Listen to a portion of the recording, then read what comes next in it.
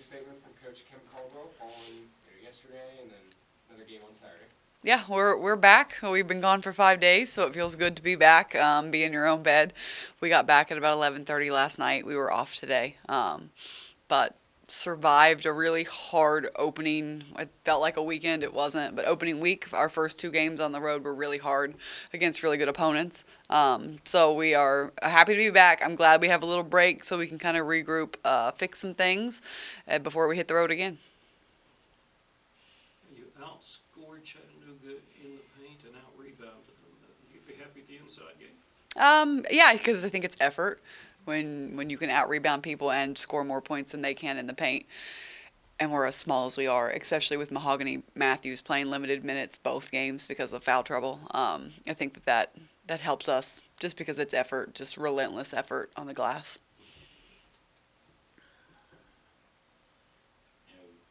Obviously win one, lose one on that road swing. What's the biggest thing you learned about your team in both of those situations? Because you came back from big deficits both times. Yeah, we came back from big deficits both times. I'd like to avoid the deficit. I'm. It would have been horrible had they not woken up, or had they not been resilient, or had they not been a tough team. They had no quit. They are fighters. I understand that they did this a couple times last year, and I don't want that to become the new norm. We need to take care of business for 4 quarters, and we need to be ready to go from the very beginning of the game and not wait until our back is pressed against the wall to play with a sense of urgency. We want to play with a sense of urgency from the time the ball is tipped. And so those are adjustments it's just things we're going to continue to talk about, right? We've talked about it. Now I think they see it. So we've clipped up the film of times we're not playing with a sense of urgency versus times we are, and we're just going to hammer it home tomorrow morning about this is what we have to do for 40 minutes.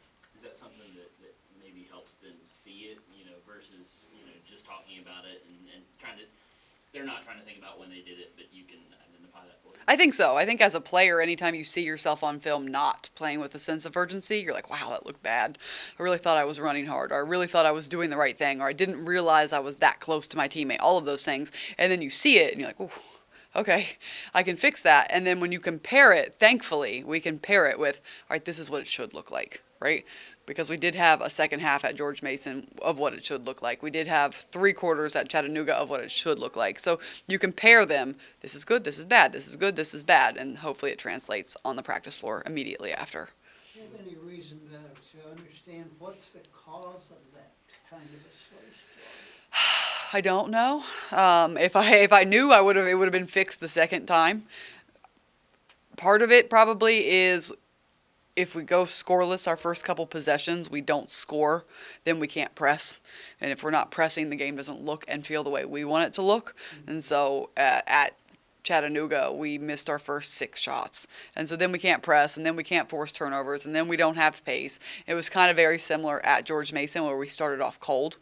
I was expecting to start off cold in our first game because you have first game jitters. We smoked a lot of layups. We missed a lot of threes. We were playing a little bit too fast.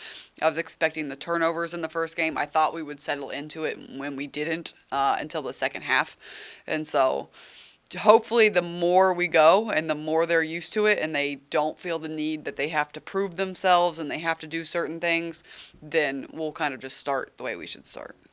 It's one thing to be in practice getting you to know your team, but in these games, during the timeouts and during the flow of the game, how has that chemistry been going and the development as you're continuing to learn who does what and how they're going to respond? Yeah, absolutely. A night and day difference. You have some players who are gamers, who are different people when the popcorn is popping than they are in practice. And so I think Abby Beeman has done a really good job of bringing people together, communicating from the bench to the huddles on the floor, talking to her teammates. She's done a good job. And you don't see that out of her in practice a whole lot. She lets us coach, but she's kind of a on-the-floor coach at times. And then just, again, we have moments where as a coaching staff, you're like, what is this? We have not seen this. We have not practiced this. This is not the product we wanted to put on the floor.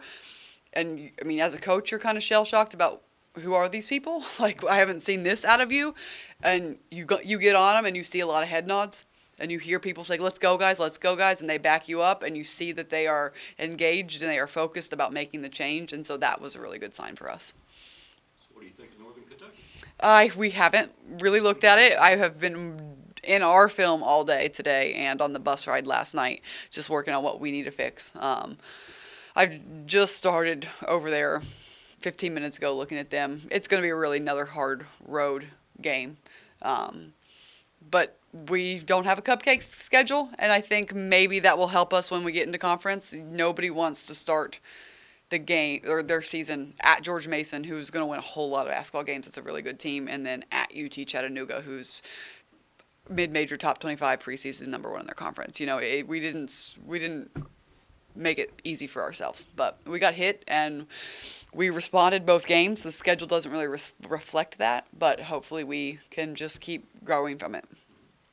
Your fix, things you want to fix, what are the things that you're particularly concerned about? Our box outs are quick lockups and pressure in transition.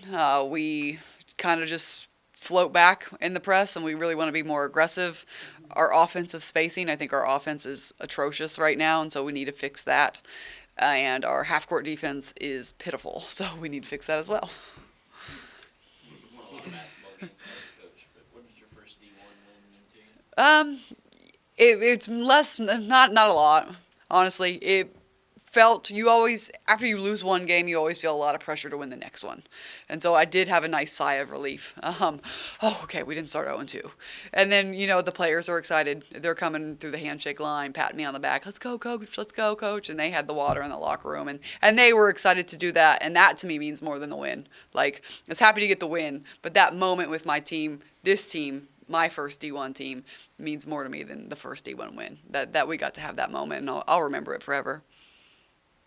See things here that you didn't see at Glenville, like in student attitude or player attitude? No, it's all very normal, and I try to remind them of that the growing pains that they are going through and the discomfort that they have about maybe quick rotations and subs and playing fast and having to run up on defense as opposed to running back, and it takes a long time to get chemistry with 10 people as opposed to 7. All of those things, even at Glenville, we would usually start our season 1-1. And we would usually drop a lot of games early because it's one thing to do it in practice. It's another thing to do it against a different defense or bigger girls or all of these things. So it usually takes some time. After you watched the film, sorry. Were you confident when it was tied at a minute 34 left? Were you confident in your girls to win it? It was. I was. The momentum was definitely going our way. And we had a couple opportunities where we could have, if we would have just hit a shot, we would have ran away with it. And we didn't. And then we didn't get stops when we needed to. But we practice time and score a lot. Sometimes as a coach, you can just feel it, right? And a lot of times you're wrong, but you can just feel, oh, we're about to blow it. Oh, we're about to blow it. Or, oh, it's ours now. We're playing the way we need to be playing. And I had that feeling. After you watched the film with Chattanooga, and I know you talked about the things that you really need to improve on, where did you see the most improvement from game 1 to game 2? I think we rebounded offensively better. I think quarters 2, 3, and 4, our press looked a lot better. Our effort looked a lot better. We were moving the ball a little bit better on offense. Still not great, still not where it should be. And our effort was really what won us that game, which I'm incredibly proud of. And we have a lot of clips of Abby Beeman, Brianna Campbell just diving on loose balls, just making things happen and us scoring off of it. Did that provide a spark for you guys in the second half? 100%. 100%. And we talked about it. We said, you got to play hard for this to work or you're going to look silly. And that's what was happening to us. And so I think 30 seconds into the third quarter, they scored, and we go down and we turn the ball over. I'm like, oh boy, here we go again. Slow start. And then the next possession, Abby Beeman throws her body on a loose ball and we go score off of it, and the momentum never went back their way. At 13-0, how do you instill in them, no, this isn't, here we go again? I called a timeout, and I'm sure it wasn't nice. I don't really remember, but just saying, like, this is not what it's supposed to look like. We're not doing this again. We are going to play hard. We are going to press. We are going to force turnovers.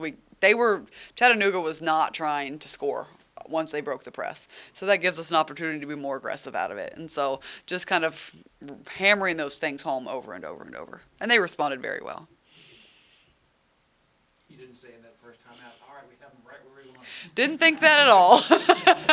No, but I would have thought about maybe making a couple jokes at the end of the game to our bench, to keep them loose. But no, not really exactly where we wanted them when we're down, what was it, 13-0? And then we were down 18, so no, that's not really the game plan. Have your kids bought into the way you want to do it? Do they agree to it mentally, just haven't done it physically? I think they are still learning it. I don't know that we're there yet. I think that some things clicked. I hope that some things clicked and they got to understand some things about why we sub the way we sub and why we preach effort and why we preach run and transition for easy buckets. And I hope some things clicked for them there. We'll find out our next game and see if we start 0-13. Is Brianna a little ahead of the game, having experience with you and running before? I think so. I was proud of her this week. I think she had a really good showing. Anytime you make a step up from Division II to Division I, and her numbers haven't gone down. And so to me, like, as she figures out this level, she's only going to get better and better. So you're focused on one more road game, but how much are you looking forward to finally being at home? What are the things you look forward to most about playing in the Henderson Center? I'm excited to see what our atmosphere is like. I'm excited to not have to stay in a hotel. I think hopefully that we'll shoot a little bit better at home, and when we're hitting shots, it's a whole lot more fun to play this way. We really had some bad shooting woes, and so we need to work on fixing that as well.